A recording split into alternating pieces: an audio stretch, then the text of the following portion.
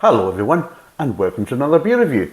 Now, this is a bit of a different one for me, and I honestly really don't know. I want it to be nice, and people might not actually kind of take this on board, but I actually want beers that I review to be good beers.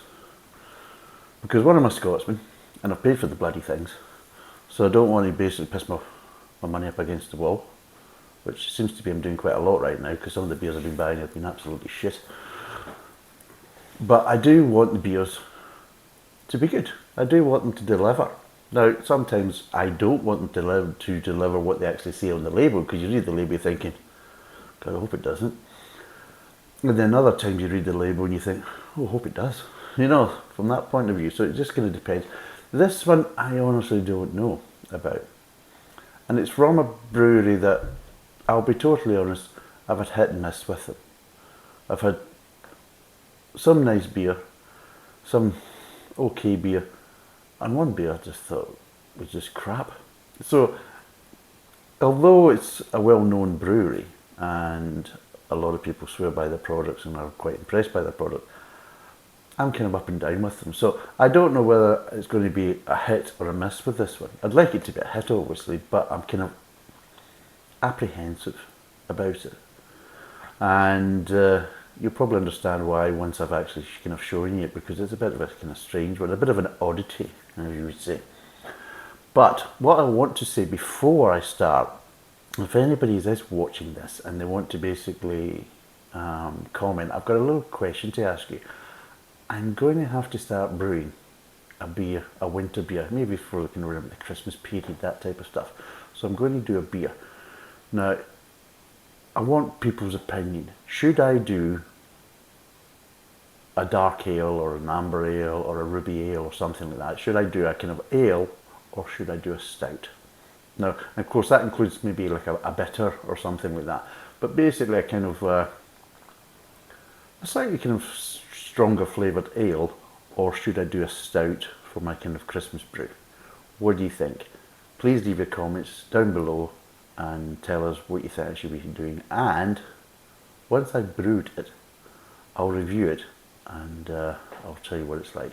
So if you tell us basically in the comments below either ale or stout, that's all you need to do, and we'll see what happens. So whichever gets the most votes, that's the one I'll do, and I'll give you more details of whichever one wins, and I'll go into more details of what the ale I'm going to do or what type of stout I'm going to do. Right, so that's that covered. So what we're going to do today is proper black. A Black IPA from the St Austell brewery. Hit and miss, because they can also brew it anyway. So yes, this is bottle conditioned, it's 6%. I can't remember what it kind of cost me. It's roughly maybe just over £2, I think it was. Roughly about £2, I think probably the best way. And I'm kind of apprehensive. I hope it's good, but I honestly really don't know. There's a bit of spill on the back. It basically says, as black as stout, but close your eyes and taste. Oh, wait a minute. As black as stout, but close your eyes and taste. And this beer is a classic IPA. Powerful hops dominate the restrained chocolate and coffee notes from the roasted malts. Yeah, but what type of hops? I mean, is it more traditional hops as a more traditional British IPA, or is it following the kind of American style? And then you're thinking heavily roasted malts with maybe a more citrus base? I hope to God not. And that's where my apprehension really is kind of based round about. It says water, barley, wheat, hops and yeast as the ingredient, but it doesn't give you any kind of more. So it does say it's bottle conditioned beer, contains natural yeast, pour slowly leaving the sediment inside. And yeah, and of course it's brewed in St Austell. So yeah, it's a Cornish IPA. So let's crack it open and see what it's like. There we go.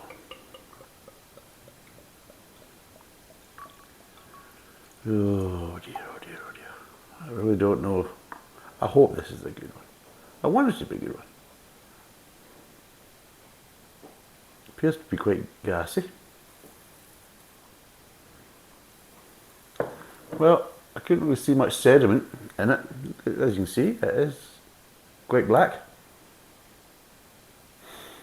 It's floral. I'm getting floral. No, there's a fly there now. Go, beat it.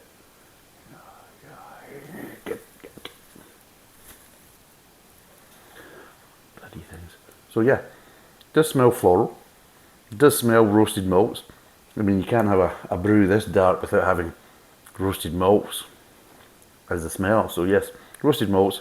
It has got floral notes to it. Not, that's kind of chocolate, kind of dark chocolate as well.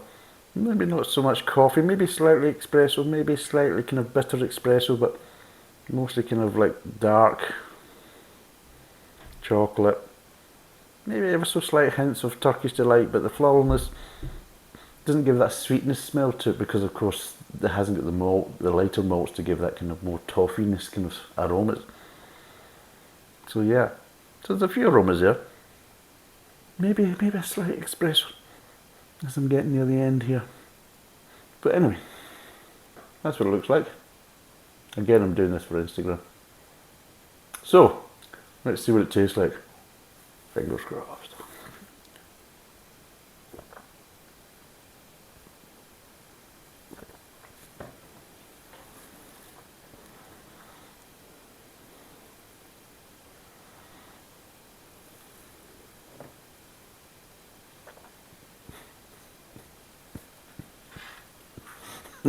Fucking Austell brewery. Right. Powerful hops dominate this restrained chocolate and coffee notes from the roasted malts. I can assure you, the coffee, the bitter chocolate and the coffee flavours from the roasted malts are not restrained in any way, shape or form. It's like,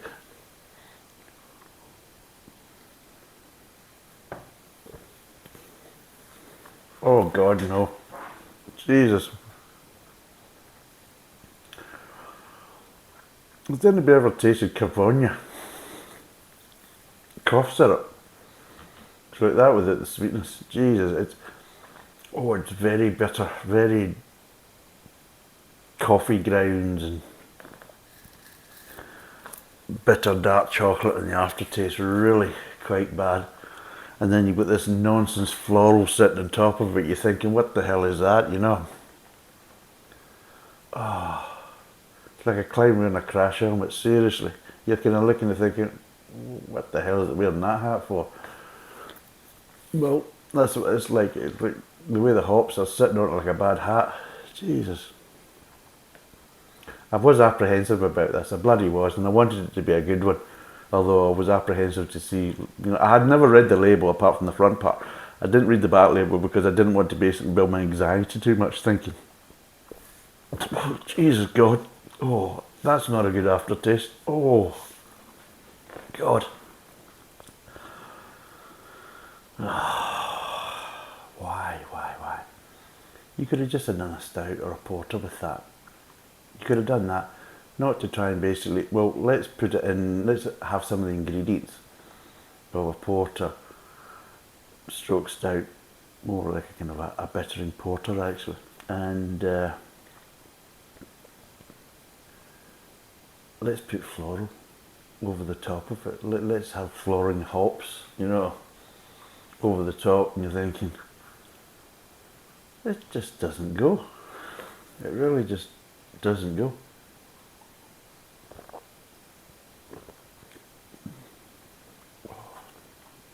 I'm trying to get the mouth acclimatised to it, but every time I'm drinking it, my mouth's like, why don't you fucking stop that? You fucking noise me up here. That's just, that's just not pleasant. And you know what? My mouth is right. God. Right. Let's break this down. I'll be honest, this is going to go down the sink after this. It really is. It's going down straight down the sink. I'm not sitting there drinking this. I'm not finishing it. Right, let's break it down.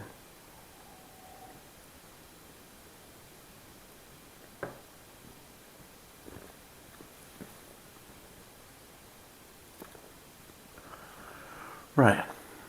Oh, Jesus. That's some aftertaste. Right. Starts off, you've got the roasted malts. Oh. So you have. You've got the roasted malts, and they're not too bad at the front of the mouth. They're okay. They're pleasant enough. They're getting a slight sweetness, just a slight sweetness. And little hints of floralness, and that's what you're getting at the start of the mouth. Onto the mid-tongue, and that's where things start to go wrong. That's where things start to go south bloody quick. What happens is this roasted malts kind of start to transition into burnt molasses. It really is burnt molasses. Just imagine taking treacle and burning it in the bottom of my pan, and then basically tasting that afterwards. And that's what it's like. It's really bitter. It's really kind of really almost, I mean, it's like a mixture of bitter coffee grounds and burnt treacle. It really is. And you're getting little hints of kind of bitter dark chocolate, so you're getting a lot of bitterness there. And then you've got this stupid floralness sitting right on top of it, so you've got this horrible bitterness, and then above it, oh, floral, you know, and you're thinking, I mean, there's a gap of stupidity in between, because that's what it feels like, because they're not as if they're kind of working with each other, they're kind of sitting there separate, and it just as a kind of gap, I would put it down to complete stupidity to think, who the fuck came up with this idea? I mean, seriously. Have a long hard look at yourself. Don't pat yourself in the back. Try punching yourself in the face, you know, because I think that's what you deserve. Seriously, for fuck's sake. So you get this horrible mid-tongue. It really does. It just... Mid-tongue's dreadful. You think, it's got to get better than the aftertaste. Oh, no, no, no, no.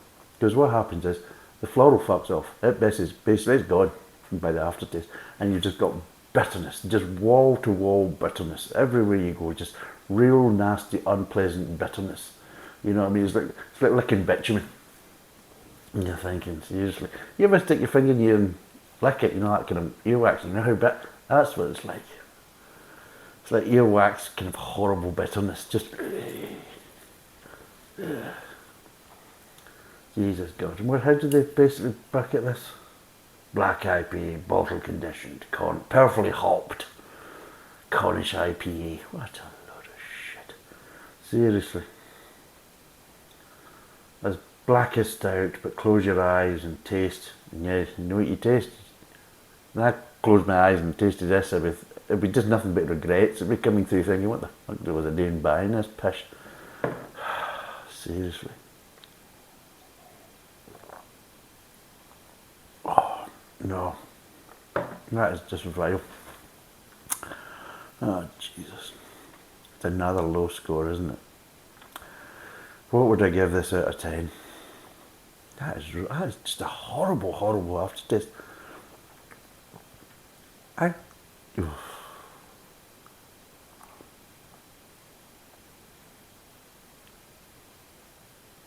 I'm sorry, I'm giving it a 1. Let's get a 1. And it's not even getting for the brew. The bottle and the label look not too bad. You know, that type of stuff. So it looks not too bad, the bottle and the label. So it gets 1 point for that. As for the brewing side, absolutely 0. So 1 out of 10. It's a 500ml bottle. It's 6%. It's roughly about £2.